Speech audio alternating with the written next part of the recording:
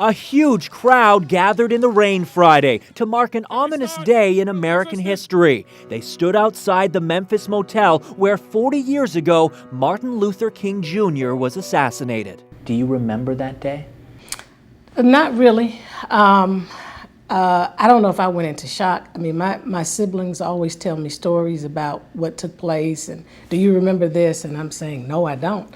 I should have remembered some things at age 5, but I just didn't. Bernice King is the youngest of Martin Luther King Jr.'s 4 children. She was 5 years old when her father was assassinated. This Pulitzer Prize-winning photograph shows Bernice on her mother's lap during his funeral. I kind of wish I could go back and redo the whole story, you know, remove the assassination and restore a home, a family. Bernice says her father was haunted by the possibility of being assassinated. I'm not fearing any man. Mine eyes have seen the glory of the coming of the Lord. Especially after the murder of President John F. Kennedy. He remarked to my mother, because they were watching it on television, and he said, you know, that's what's going to happen to me. This is where it all started, Ebenezer Baptist Church in Atlanta, Georgia. Dr. King delivered some of his most influential sermons on civil rights from this church. And after his assassination,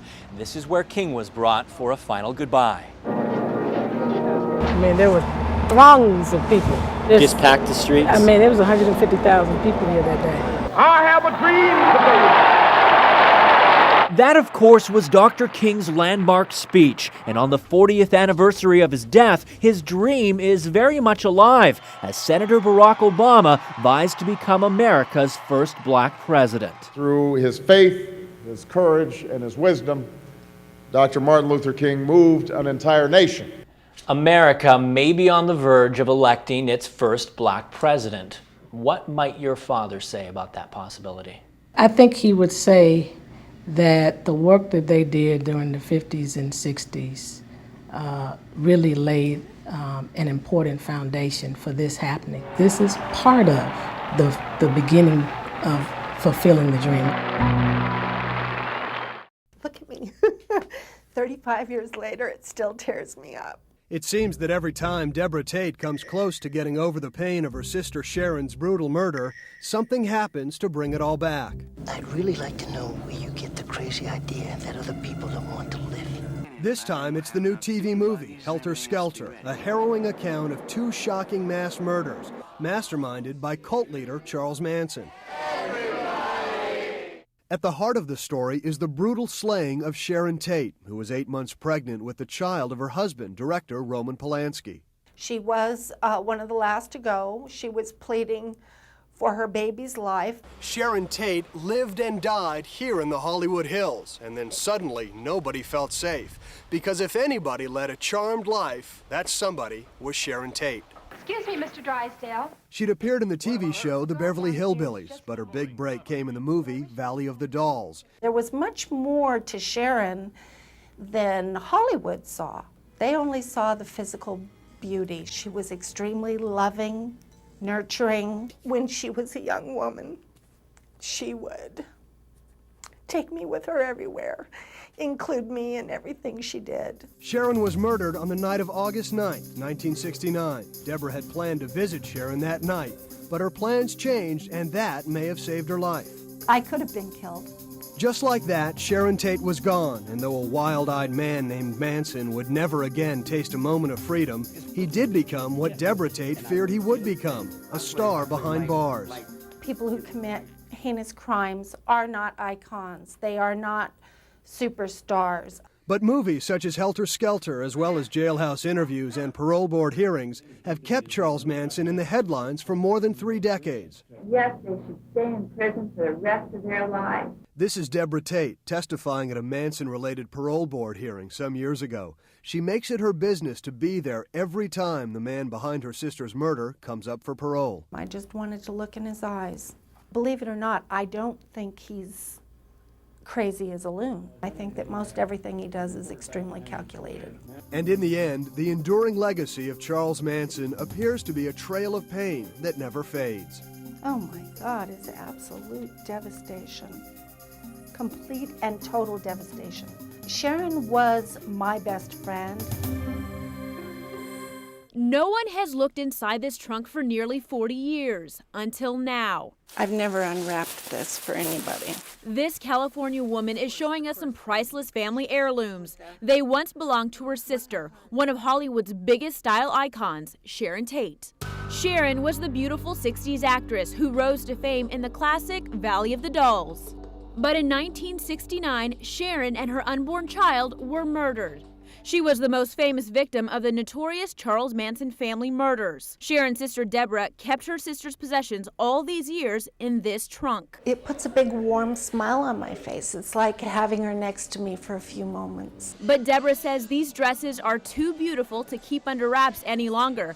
So for the first time, she's opening up Sharon Tate's trunk and showing only inside edition the wardrobe that made her sister a fashion icon. How would you describe your sister's style? Very eclectic, very free-spirited, and a combination between sexy and a childlike innocence. With Sharon's sister's blessing, we went to Tripod Studios in Venice, California, and using a model, recreated a classic Sharon Tate photo session. It's the first time these clothes have been worn in 39 years. The makeup artist used old publicity photos of Sharon as a guide to recreate her distinctive look. Sharon's whole look is about the smoky eye. It's all about the eyes, lots of eyelashes. Deborah, who was only a teenager when Sharon was at the height of her fame, gave some last-minute suggestions. What she would do is darken from the apex of the nose going up towards the brow with just a little bit of a shadow. Then it was time for photographer Jeremy Corbell to stamp the photos. This look says swinging 60s. It's just like Sharon would pose in a mini dress and leather strings on her feet. Am I doing this right? You were doing pretty good. Deborah says Sharon wore the strings to look like sandals so she could go barefoot into restaurants and stores in Beverly Hills. And you can imagine Sharon wearing this lavender blouse that doubled as a nightie. Or with boots, it could be a mini dress for a night on the town. And this is Sharon's mink coat, her name embroidered on the inside. But one dress was so special, Deborah wouldn't let another woman wear it. Her wedding dress is also stored in here. This is Sharon's wedding dress from her 1968 marriage to director Roman Polanski. He was in France at the time of the murders. The dress was made of off-white taffeta and has blue velvet bows on the sleeves. As the photo session progressed, Deborah Tate fought back tears. But despite her emotions, she was happy to show off Sharon's wardrobe that has been tucked away for decades, hoping it will help her sister's legacy carry on. So I'm going to sing a song now you might know. It's called Imagine. You are looking at a lost piece of music history. Imagine there's no heaven. John Lennon's very first live performance of his most beloved song, Imagine. Lennon's widow, Yoko Ono, is sharing this never-before-seen footage only with Inside Edition. I met with Yoko this week at a New York gallery showing John's artwork. Sherlock Holmes? Sherlock Holmes, I think so. Yeah. No, Sherlock Lennon. Sherlock Lennon, Yeah, right, yeah. Yoko has just completed putting together a new CD called Lennon Legend. It's a collection of 20 of Lennon's best solo recordings. Describe for me how his work differs in his solo career from his earlier time when he was with the group. I think he's more honest. When the Beatles happened, they probably had some concern to try to be very commercial. And when John got together with me, there was that feeling of, okay, I'm going to be real, you know. As a solo artist, Lennon's life became his art. But Yoko says being so open may have carried too high a price.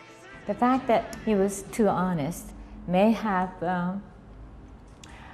offended some people, may have really shortened his life. I don't know. You think his lyrics might have in some way encouraged Chapman what to offended anybody, you know.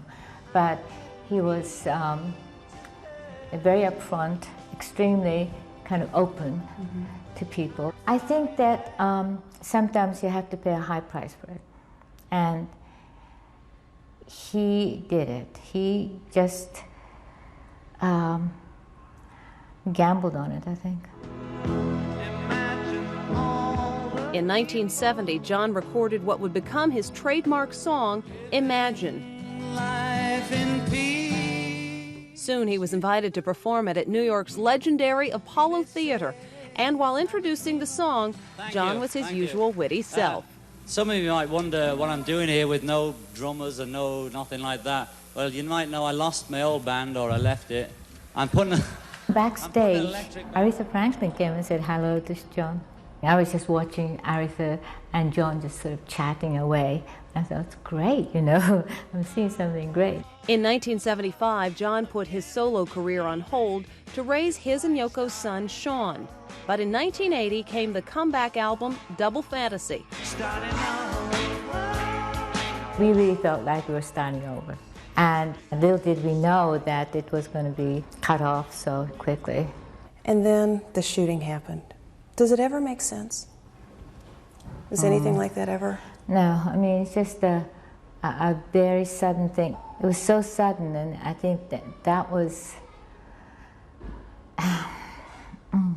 very difficult for me. John's beautiful boy, Sean, is now 22. And in May, Sean will follow in his father's footsteps and release his first album. The comparisons will be inevitable. I think so. I'm just watching it and just praying that things are going to be all right for him. And how old would Sean have been at this time? 3. Today, carrying on the Lennon legend is one of Yoko's missions. And she believes John's message has the power to inspire a whole new generation. I think he had a very, very strong spirit. It just gives you a lot of energy. It's there, and inspiration. And the world will live as one. Brandon's my family. So is Bruce. I have to know the truth. The family of Brandon Lee is in mourning, and they are also angry. It's the same mix of emotions they felt 20 years ago when Bruce Lee died mysteriously at age 32. Early reports said that 28-year-old Brandon's fatal shooting on a movie set last week was an accident, but now there is even talk of murder. If I had a child, and then for some reason I weren't around to take care of my child, I would want whatever I had accomplished with my life to be of a benefit to him. Brandon Lee didn't have any children, but he was planning on marrying longtime girlfriend Eliza Hutton this month. That was until tragedy struck. It was here at the Carolco Studios in Wilmington, North Carolina, that actor Brandon Lee was filming The Crow. Ironically, the film is about a man who dies and comes back to life to avenge his death. There have been so many accidents on the set of this movie. Journalist Julianne Gary was following the strange goings-on at The Crow set for Entertainment Weekly. A carpenter was severely burned when live wires connected with the piece of equipment he was working on. That was followed by 2 other accidents that same day. The cast and crew started referring to the curse of the Crow. Nothing ever seemed to go right. One crew member from The Crow set agreed to talk with us, but only if he remained anonymous. People have tried to say it was haunted. I don't know about that. But there definitely was some bad vibes on this set. Earlier last week, there was a sense of relief on the set of The Crow. The cast and crew had weathered all of the bizarre accidents, and there was only a week or 2 left of filming. According to the executive producer, all of the dangerous stunts were in the can. Little did they know that the curse of the Crow was about to strike with more fury than ever. Shortly after midnight last Tuesday, Brandon Lee was preparing to film a routine action scene. The script called for him to get shot at as he walked through a door carrying a bag of groceries. Michael Massey, the actor doing the shooting, is reportedly devastated by Lee's death and remains in seclusion. The gun he was using was supposed to be loaded with blanks. When the cameras rolled, Brandon Lee was performing for the last time. And he was in, critical condition. Somehow at that point, I don't know, I've got chills right down my spine. And I felt that he's not going to make it. Mr. Lee's heart stopped, and efforts to resuscitate him were unsuccessful. Wednesday afternoon, Brandon Lee was pronounced dead. The autopsy revealed some shocking information. A .44 caliber bullet was removed from Lee's body. Detectives are proceeding with the investigation. You don't see a .44 caliber slug on a movie set, and it's just that simple. Ed Parker Jr. is a martial arts expert. an actor who appears in a new film biography about Bruce Lee. His father trained Bruce Lee back in the 60s. He says some in the martial arts world believe that Brandon Lee was murdered. First talking about it being a projectile, then it being a .44 caliber slug. It goes from an accident to murder. Brandon Lee's publicist has been quoted as saying it's no longer believed to be a special effect gone wrong. He's asking for a murder probe. Look, just let me ask you whether it's going to be criminally negligent homicide. Get out of here. The DA on the case wouldn't talk with us, but Sergeant J.J. Leitner, the detective heading the investigation, did. Has murder been ruled out? Nothing's been ruled out. I have a gut feeling, but I can't tell anybody what it is. So who would want to snuff out the life of this up-and-coming action star? That was the same question that was being asked back in 1973 when Bruce Lee died mysteriously from what the coroner listed as swelling of the brain. The whole family believed that he's murdered, okay? Now, the most popular rumor about Bruce Lee's death was that he had been rubbed out by the violent Asian gang, the Triads, who people believed were linked to rivals in the movie industry. It was, in my father's opinion, not mine, that there was definitely foul play involved as far as the Chinese syndicate was concerned. Because the facts in the Brandon Lee killing are so sketchy, it has led to speculation that he may also have been the victim of foul play. That theory seems to play out when you consider the chilling plot of his father's final film. In Game of Death, Bruce Lee plays an actor filming a scene in which he is shot at. Gentlemen, these are blanks. Unbeknownst to Bruce Lee's character, among the actors shooting at Lee is an assassin with a loaded gun. It's a chilling mirror image of what many say happened to Brandon. But many of the mourners at a memorial for Brandon Lee in Los Angeles yesterday seem to dismiss the murder plots. Terrible, terrible accident happened on a set. Others are still asking questions. So something is terribly, terribly wrong here. And either, somebody's trying to murder him or there's some kind of gross negligence. The question remains, where did the bullet come from that killed Brandon Lee? Some believe a piece of a prop bullet without gunpowder in it may have been left accidentally in the gun. When the blank was fired at Brandon, some feel it shot out the prop bullet, mortally wounding him. The movie was an accident waiting to happen. The Crow crew member we spoke with says that there were many opportunities for an accident to happen. Are the working conditions on the set of The Crow particularly bad? Extremely long hours, 18-hour days back to back, at times pushing 90 to 100 hours a week, 6-day weeks was way too much. Do you think that overwork, that exhaustion might have resulted in this accident? Safety precautions, all of them were definitely not followed. It could have been prevented with better management. The publicist for the movie The Crow denies that the working conditions were unsafe. Certainly everyone was very tired and exhausted from the shoot, but these are professionals, and they're used to working in conditions like this. No matter what caused Brandon Lee's tragic death, it's another serious blow to the Lee family.